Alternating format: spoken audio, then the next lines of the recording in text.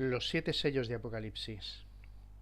Y para entenderlos correctamente necesitamos tener en cuenta dos cosas. Primero, número uno, tener en cuenta cuáles son los textos antecedentes de cada uno de los sellos quinto, sexto y séptimo.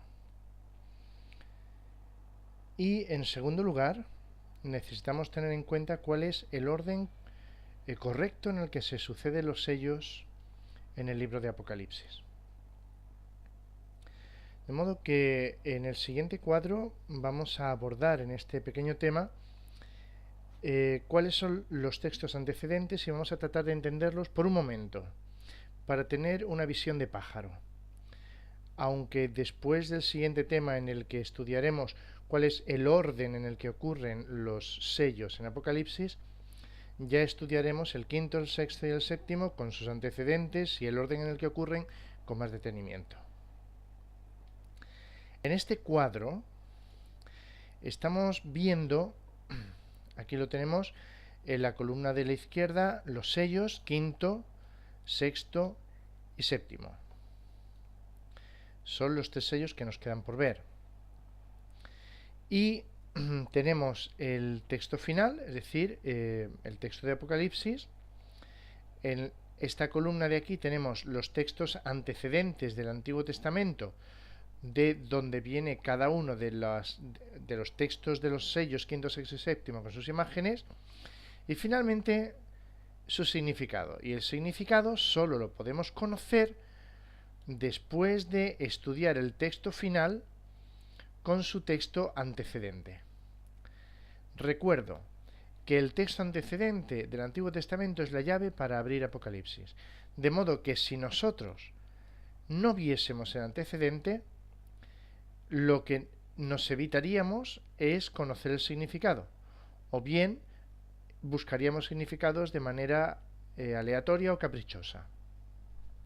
De modo que vamos a ello.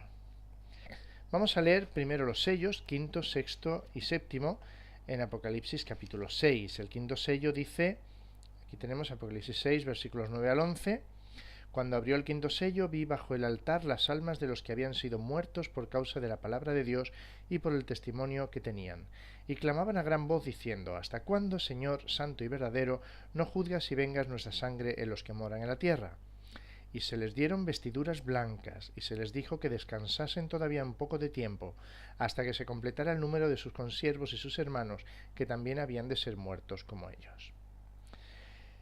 Este es el texto. Principalmente se les conceden vestiduras blancas. Si buscamos un antecedente en el Antiguo Testamento, creo que tendríamos que proponer Zacarías capítulo 3, versículos del 1 al 4. Lo estudiaremos más adelante, pero ahí encontramos que es la cuarta visión de Zacarías. Zacarías era del linaje sacerdotal, su abuelo Iddo volvió con Zorobabel y Josué de la deportación y según Jesús fue asesinado entre el templo y el altar. Pues bien, en esta cuarta visión de Zacarías encontramos el texto antecedente del quinto sello. Allí está Josué intercediendo por su pueblo delante del ángel de Jehová, dice el texto, y por tanto estaba en el lugar santísimo del templo recién construido. Allí se dan los elementos de un juicio. Hay un caso particular sobre Josué, hay un acusador, Satanás, y hay un juez que es Dios. Como resultado de una discusión entre el acusador y el ángel de Jehová, Josué es reconocido justo y se le viste de ropas limpias, lo que significa en el texto que le es quitado su pecado. Zacarías 3:4, aunque ya digo esto lo veremos con calma más adelante. El significado sería el de la salvación como resultado de un juicio. Y en el quinto sello será la salvación como resultado de un juicio.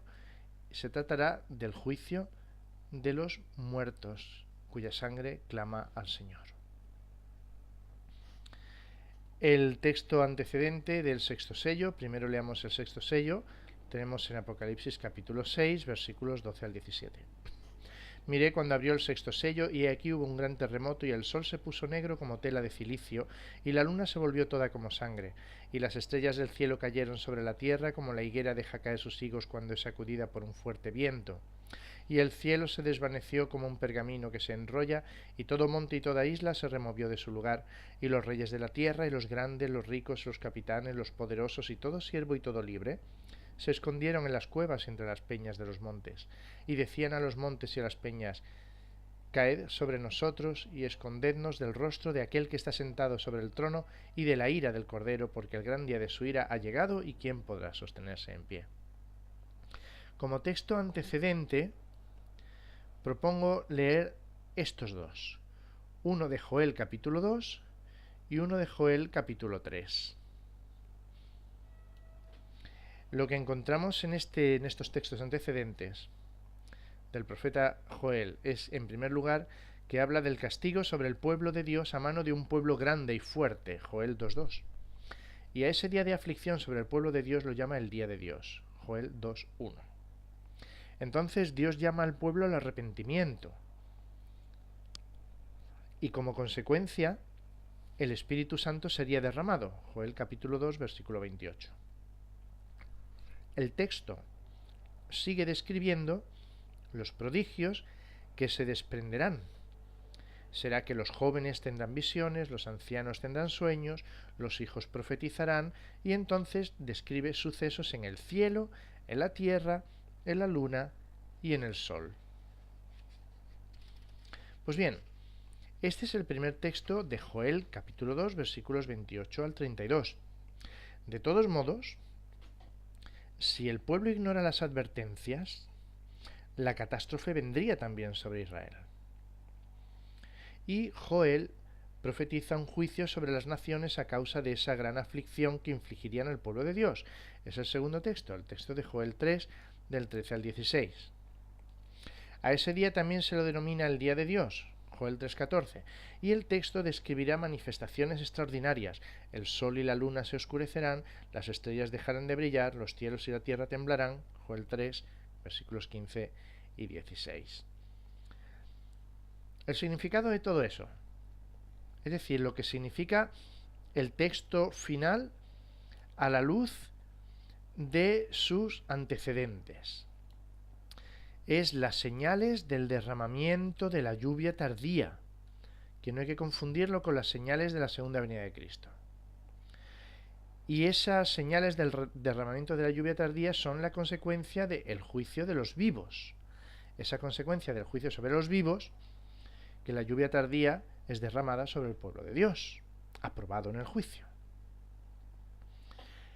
De modo que teníamos el juicio sobre los muertos, que pretendieron ser el pueblo de Dios, el juicio sobre los vivos, que pretenden ser el pueblo de Dios, y tenemos el séptimo sello, Apocalipsis 8, versículo 1 y del 3 al 5.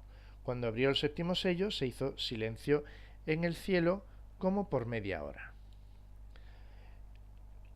Entonces otro ángel vino y se paró ante el altar con un incensario de oro, y se le dio mucho incienso para añadirlo a las oraciones de todos los santos sobre el altar de oro que estaba delante del trono. Y de la mano del ángel subió a la presencia de Dios el humo del incienso con las oraciones de los santos. Y el ángel tomó el incensario y lo llenó del fuego del altar, y lo arrojó a la tierra, y hubo truenos y voces y relámpagos, y un terremoto. Bueno, el texto antecedente lo tenemos en Levítico capítulo 16, versículos 12 al 13. Ese es el antecedente del séptimo sello. Es en el contexto del día de la expiación, o día del juicio en el santuario, o día del Yom Kippur, día de las expiaciones. En el día de la expiación en el santuario, el sumo sacerdote tomaba en una mano un incensario con brasas y en otra aroma o incienso. Entonces entraba en el lugar santísimo y allí echaba el incienso sobre las brasas para cubrirse de la gloria consumidora de Dios con el humo de incienso. Pues bien, cuando todo eso, es decir, Levítico 16, que es el antecedente del séptimo sello en Apocalipsis, es que le da sentido a ese texto de Apocalipsis del séptimo sello. Y eso significará lo siguiente, que cuando el juicio final concluya, y el Señor vaya a venir al encuentro de su pueblo en su segunda venida, seremos protegidos de su gloria consumidora, no ya por una nube de oscuridad, sino por la purificación previa de nuestros caracteres como bendición del juicio ya terminado. Aunque todo esto lo veremos con más detenimiento en el estudio del séptimo sello. De modo que diríamos que el significado es que en el contexto del día de la purificación del santuario, el sellamiento es el resultado del juicio de los vivos. Se había comenzado el juicio de los vivos con la lluvia tardía y se termina el juicio de los vivos con el sellamiento. Este es el resumen de introducción para estudiar los sellos quinto, sexto y séptimo. Ahora nos queda comprender, después de haber comprendido cuáles son los textos antecedentes, aunque lo vamos a desgranar con más tiempo y más detenimiento, ahora nos queda comprender en el siguiente temita el orden de cumplimiento de los 7 sellos.